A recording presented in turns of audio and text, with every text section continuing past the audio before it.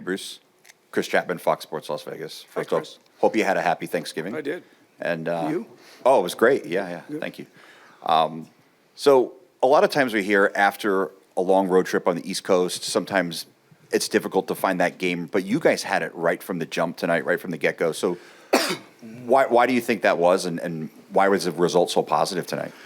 I don't know if stopping in Colorado helps sort of your body get reacclimated to closer to your time zone. Could be. We've been away from home for a long time, so I think guys are excited to get back playing.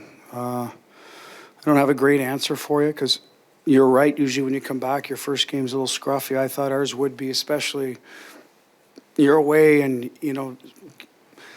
guys have families and they haven't seen their kids and their wives need a break and you know what I mean? Like they lose, it's just human nature. Everybody goes through it. You lose your focus goes to your family immediately, as it should. So it takes a while for your hockey brain to catch up. And that's why I think the first game's always the toughest. And all of a sudden you're out in the middle of the game and you got to sort of get back into it. So, but our guys did a great job with it. Obviously enjoyed their day yesterday, but we're ready to go tonight. We had a short morning. Maybe that helped to sort of get re-energized. I don't know, but I liked our energy. I thought we played really well for coming off the road, which, as I said, I usually sometimes you not expect the worst, but you just know there's going to be a bit of a hurdle there. But our guys obviously, balance their taking care of business at home, taking care of business at the rink.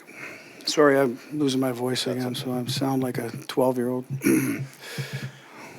I feel like we could ask you about Brett Howden every night, but career high in goals for him. But it seems like there's so much more to his game than just the goals he's scoring.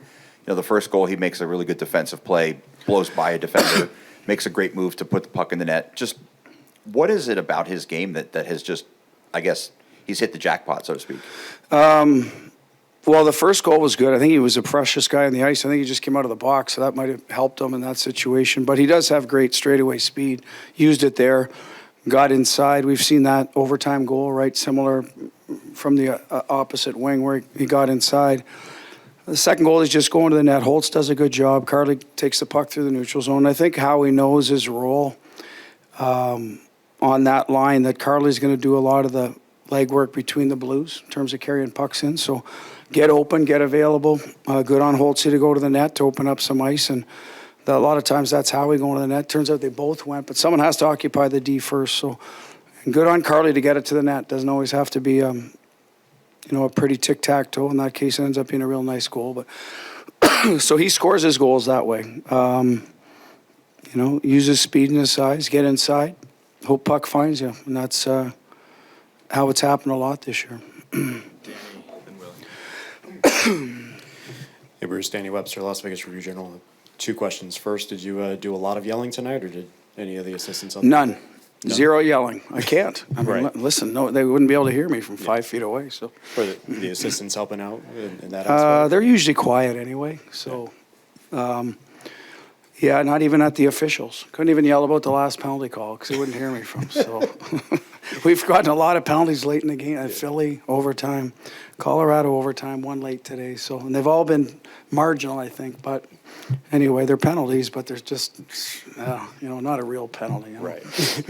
You mentioned Brett's second goal, just the pass that Will made there. You talked about how important the center depth is for this group, and Jack made a good pass on Ivan's goal to give the lead late. Just when those two in particular are clicking at both ends, just the impact that brings to your group. Well, we're hard to match up against. Nick Waugh's line was going, not as much tonight, but they're a heavier type of line. So anyway, I think there's no rest for the deep pairs. Let's put it that way. Everyone has, 63 deep pairs, and they're all going to be challenged. And if they're not up to it, then they'll get exposed. So that's the beauty of when they're those 3 lines are going. It's the way it's been around here for a while. We've used different people. Obviously, listen, Jack is having a heck of a season offensively, and he's bringing it every night. But some of the other nights, as long as someone else is, it's not just one line, then we're going to be fine. If our D gets involved, which they were up the ice tonight doing a good job supporting the rush. Didn't need a power play goal tonight. Now we're not as good on the PP for whatever reason. It's not going in like early in the year, but we didn't need it. So that's a good sign too that, and it'll come around. I've always saying it's cyclical. Right now we're not getting the big goal. We didn't. Philly got one, but so we need the other lines to get going. Carly looked great. I think he was tired in Colorado for obvious reasons, right? He flew early in the morning. They got a newborn, so probably didn't get a lot of sleep, and he looked a little more energized tonight. Bruce, Willie Ramirez for the Hockey News. You mentioned the return from the trip. We can talk about the trip for a second. Jack mentioned before the trip that he was actually looking forward to sort of an elongated trip so the guys could bond, play some tough teams, build up some adversity, and get into a rhythm on the road. What did you see maybe from the guys clicking that they brought back and put on the ice tonight? Well, we brought back 7 points, right? So that's the first thing is you want to go on the road and bond, but you want to take care of business, right? It's always easier to laugh and have fun and enjoy the plane ride with some noise if you've played well and won. So that's the first thing. I think, we used everybody. Different people contributed. So that's always exciting. Cal Burke gets his first ever NHL goal. That's always exciting for the guys, and great young man. And so they were happy for him. So different things happen on the road in order for that to happen. I think we have a lot of Canadians in our team too. So, going through that part of Canada, I'm sure some of them saw family and whatnot. So, yeah, that was a good trip in that regard. And I just think they brought back a sense of purpose too. We talked about that earlier. Like you're not sure in that first game, so taking care of business, right? And that's what we've always been about. I've tried to preach that. It's take care of business. When you're not here, have fun together. Let's practice well. Take care of business on the ice. And we're doing a lot of that lately. Paul. Hi, Bruce. Paul De Los Santos, NHL.com. You mentioned the penalty kills late in games. Just like how satisfied are you with getting those kills in critical moments like that?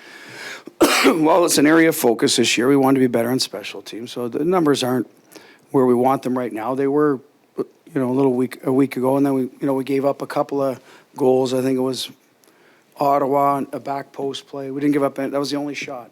Was it Philly to a scene? Anyway, we gave up some goals on not a lot of action. So we got to take care of those and not give them easy chances. But I think it's trending well. I think our guys are being aggressive at the right time.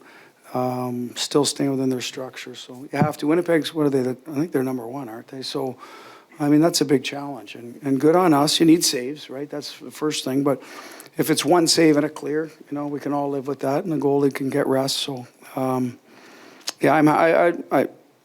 pleased with the PK. And I want to get more people involved that maybe aren't playing power play minutes. So we're working on that too and build some forwards in like Colasar's a little bit new to him. Schwinn's done a nice job for us. Pearson. Besides the usual guys, so that's the next part of it is get more people involved. Last one, Alan. Hey, Bruce. I have a goal-scoring question for you.